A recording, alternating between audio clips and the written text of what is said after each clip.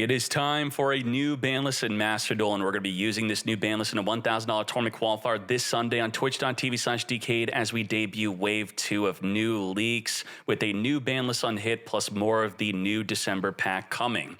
Now, going into the ban list, the tier list has Tenpai Dragon as tier 1, residing by itself as Yubel and Snake Eye Fire King, which used to be in tier 1, now at tier 2. What is going on here? How can the ban list address this? Well, Tenpai Dragon is still in the selection pack shop, newly released, and the precedent has been set that no new card ever gets hit by the ban list until it falls out of the card shop. They can only be pre-hit before they show up in the shop, but not afterward. So they're going to have to hit other cards that Tenpai Dragon is using. Let's see if the ban list even does that. Let's hop in. Boom. December 5th is when this ban list will be going into effect. And let's zoom in a little bit more. Cards to be unlimited. We have Trickstar Light Stage from 2 to 3. What is going on here? So we're catching up to the TCG and OCG with this unrestriction, but the question is, why has it been restricted for the past 2 years? Because, yeah, Trickstar is not that good. It's got to be because of its generic usage. This accomplishes two things.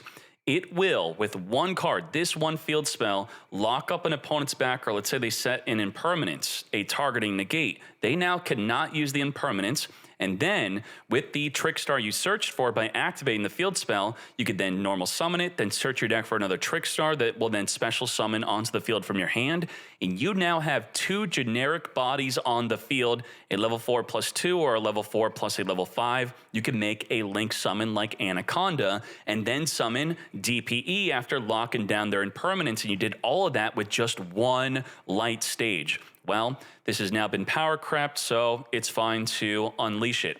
What else we got? We have Chronograph Sorcerer from 1 to 3, another outdated restriction that has been power crept. Or you tell me, if you're a Pendulum fan, is this the support you've been waiting for? This is the brother or sister, I don't know, of Astrograph. If a card you control is destroyed, you could special summon this card from your hand, then you could set up a Time Gazer from your hand or deck into your Pendulum Zone, yada yada. Now, are people even using this right now? Sulfacord is kind of using it at 1. We have Pendulum Magician barely using it, so I don't know. With this now being at 3, is this a big deal, or is this just absolutely nothing? Let's hop back on over to the ban list. We have cards to be semi-limited now. That's it for the unlimits. We have Lightning Storm. What? This is being hit. Okay. From 3 to 2. This got restricted in the TCG, but in the TCG, they have a side deck. So what happens is you lose game 1. You now know you're going first for game 2. So you can side this card out of your main deck. So it's not a dead card in your opening hand.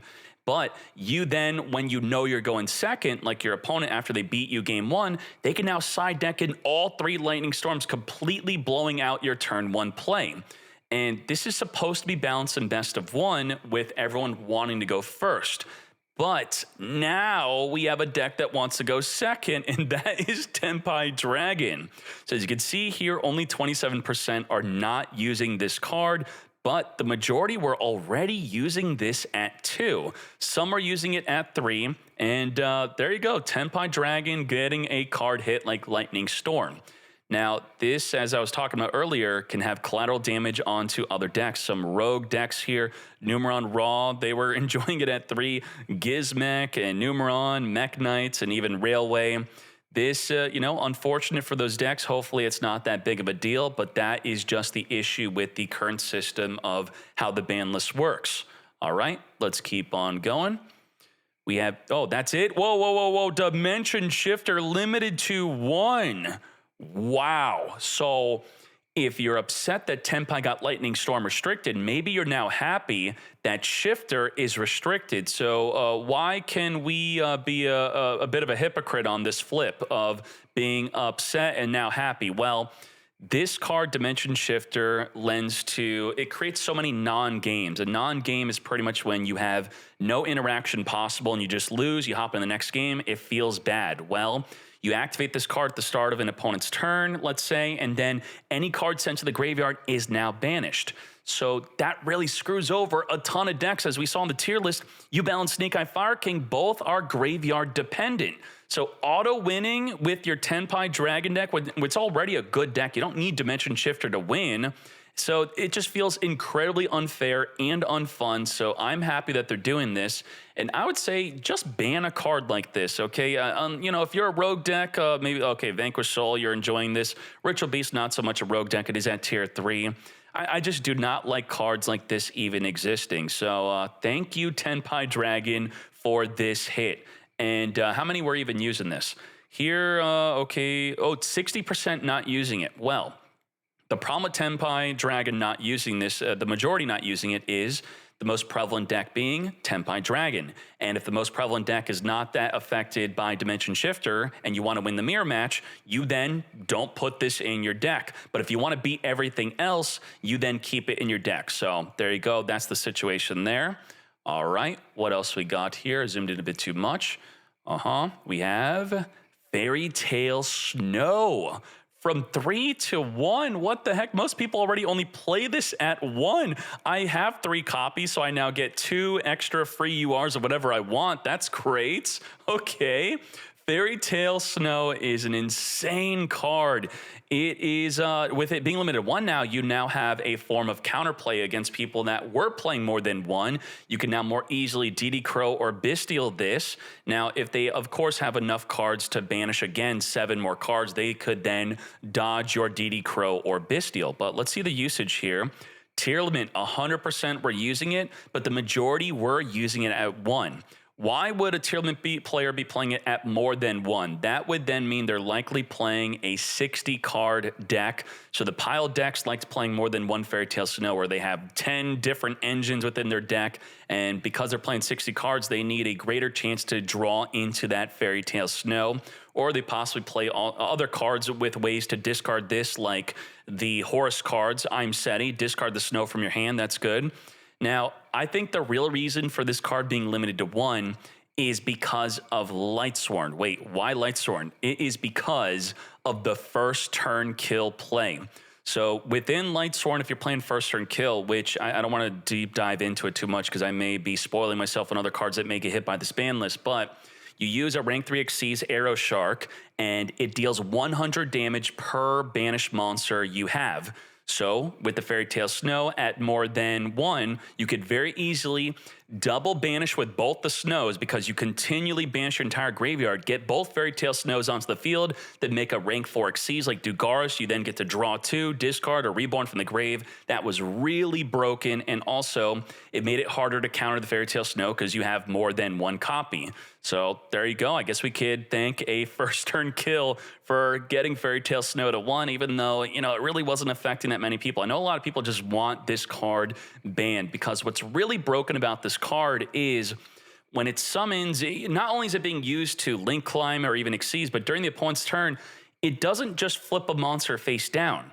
It could do that again, because during the opponent's turn, if I have a way to get the Fairy Tale Snow back in the graveyard through, let's say, a Masquerena, I could then summon the Fairy Tale Snow again. Since the effect to flip a card face down is not hard once per turn, it now turns into a double disruption. It could also, when people have lethal damage, they try to go for game, you summon that Fairy Tale Snow, you get flipping, incredibly annoying, and then you destroy it by battle, and then guess what? It comes back, flips another monster face down. So I understand the frustration, but enough talk about Fairy Tale Snow.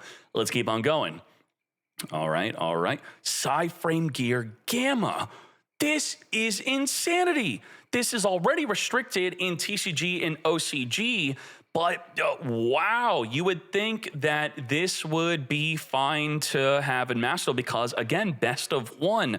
I think this is benefiting the turn 2 player more so than the turn 1 player, because you have to control no monsters to even activate this. So the main way to use this as a turn 1 player was if the opponent would max C you in the draw phase, which was a major deterrent to using Maxi in the draw phase. Within tournaments, pretty much no one is now using Maxi in the draw phase because of this, but now that it's limited to 1, I guess it's now time to use Maxi in the draw phase. This is a buff for Maxi, a card that did not need to be further buffed. But look at the culprit. Look at that. Most used in Tenpai Dragon. Again, Tenpai Dragon getting a card restricted. You know, Ubel and Voiceless also using it. That is fine. So what is going on here? Tenpai, 29% not using it. When is this Tenpai Carnage going to end? Lightning Storm, Shifter, and now Psyframe Gear Gamma? There can't be more than that, right? Right? Well, so what's going to happen here? The usage for Gamma definitely went down in the TCG, and I should actually, let me bring up Yu-Gi-Oh! Party stats here. So we have a 40-card deck with a 5-card hand size, and we have Gamma in our deck at 2. And the opponent wants to activate Maxi in the draw phase. Well, there's a 23% chance if I'm playing Gamma to have it to negate and destroy that Maxi and then auto-win the duel because I now get to use extra bodies in the field to make more plays with.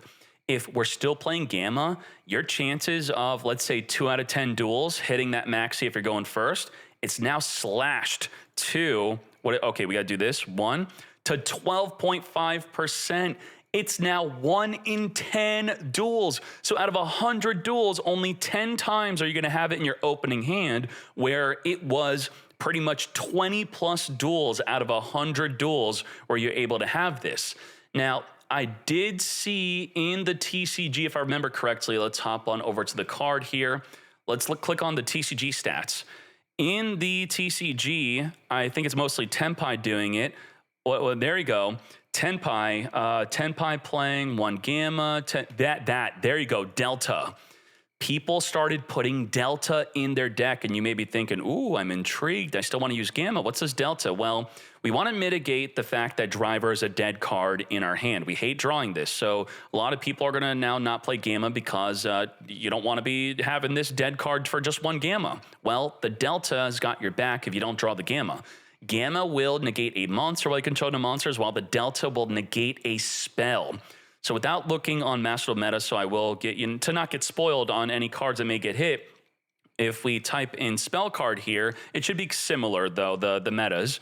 Spell card, let's see, Call by the Grave, negate Call by the Grave. So, okay, let's say you maxi your opponent, they Call by the Grave, you now could Delta negate Call by the Grave, negate Triple Tactics Talent, but you have to have no monster in the field, so that's likely not going to be a reason. Negate Pot of P, Terraforming is already banned. Droplet's not going to be something you're using it on because they're using it to negate your monsters. You can negate something like a Bonfire. Negate an opening play like Original Sinful Spoils or a 1-for-1. So, or even in the Tenpai matchup, let's say they're going first, you can negate Kaimin. So you tell me, is Delta going in your deck or are you completely taking Gamma out? That is definitely interesting.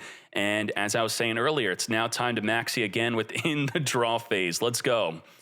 Cards to be forbidden. What? Wait, Pot of P from 1 to 0. Oh my gosh. How many cards is Tenpai getting hit? This is another Tenpai Hit. Most used in Tenpai Dragon. Holy moly. I cannot believe the Tenpai Carnage on this ban list where...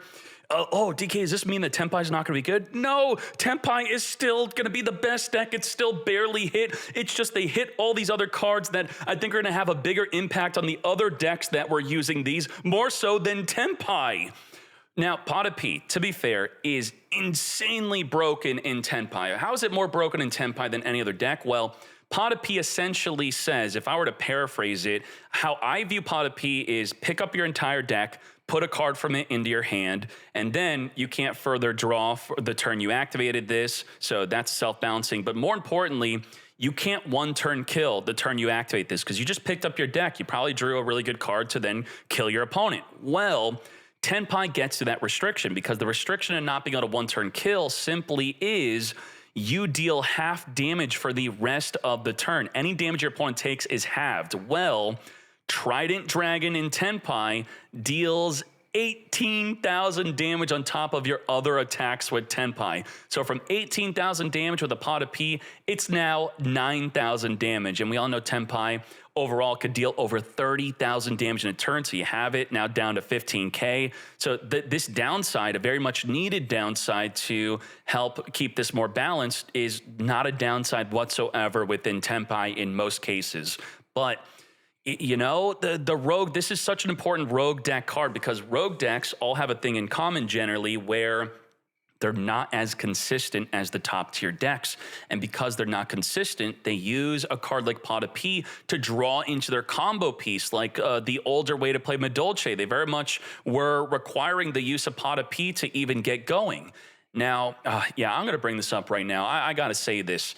I feel like maybe we should use the Duel Links ban list. Hear me out, okay? Listen.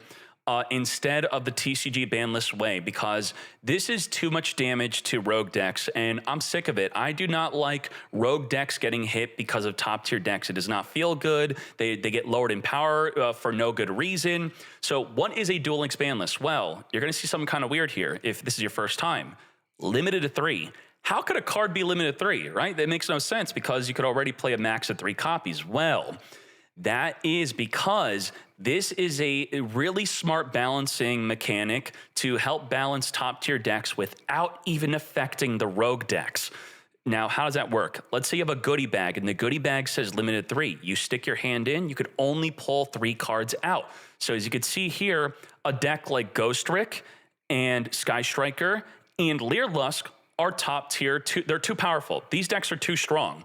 So to restrict them, you put one of their cards to 3, and then the powerful tech cards like Book of Eclipse or let's say Dragon Ice Prison, you also put those to 3. So now if you want to play 3 Canary, you can't play any of your Book of Eclipse. So how would you do this in the Tenpai situation? You put Pot of P to 3, and then you put a Tenpai card like Chandra to 3, and then voila, the rogue decks still get to use the powerful tech card like Pot of Prosperity, and then Tenpai, they're not going to play Pot of Prosperity, and then the game is overall more balanced in the end.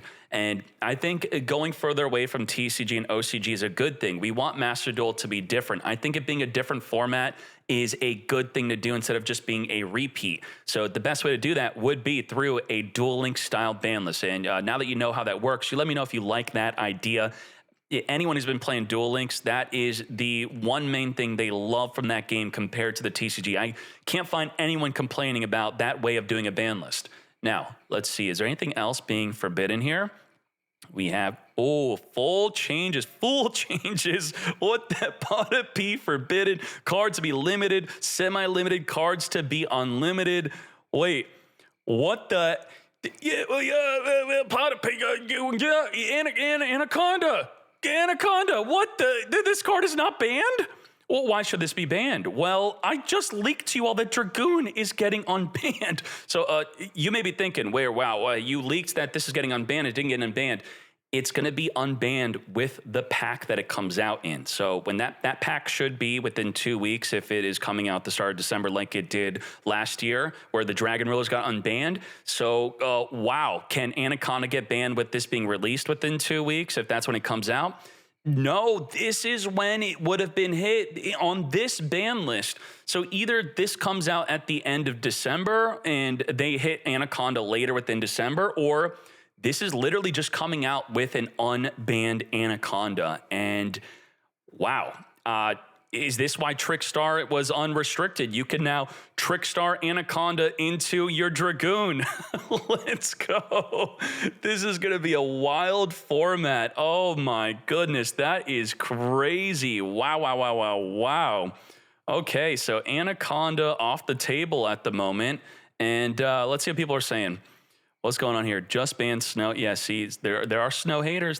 Snow has stopped so many lethals. People hate it, and it feels just unfair, and it's very hard to counter. And let's see. Lightning Storm, Shifter, and Gamma are all Tenpai hits. Yup. Tenpai got a lot of cards hit. And again, if we use the Duel Links way of a ban list, then all of these could have just been Tenpai hits and nothing else. All right, small hits, sure.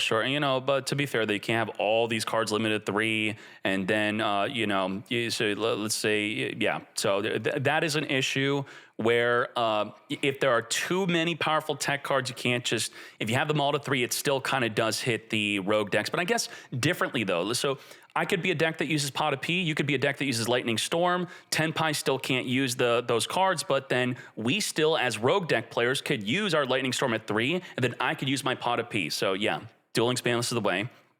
Konami simultaneously admitting that Snow and Dimension Shifter need to be banned, to refusing to ban them. Oh my god, yeah, Pot of P gone. Yeah, that is crazy. Yeah, Rogue decks, I'm very sorry. So I don't know, maybe Konami could whip out a dueling style ban list and free Pot of P for all the Rogue decks, because that alone is a huge consistency buff for so many much needed Rogue decks with that help. And I think that's it. That is it for the ban list. It was a quick one, so I guess this is kind of a quick video, huh? And I'll see you on twitch.tv/Decade in the $1,000 tournament qualifier as we do wave 2 of the new leaks with the new ban list unhit for when the pack comes out, and the new main selection pack for December, which is separate than the unban list pack. All right? Thank you very much. We are out.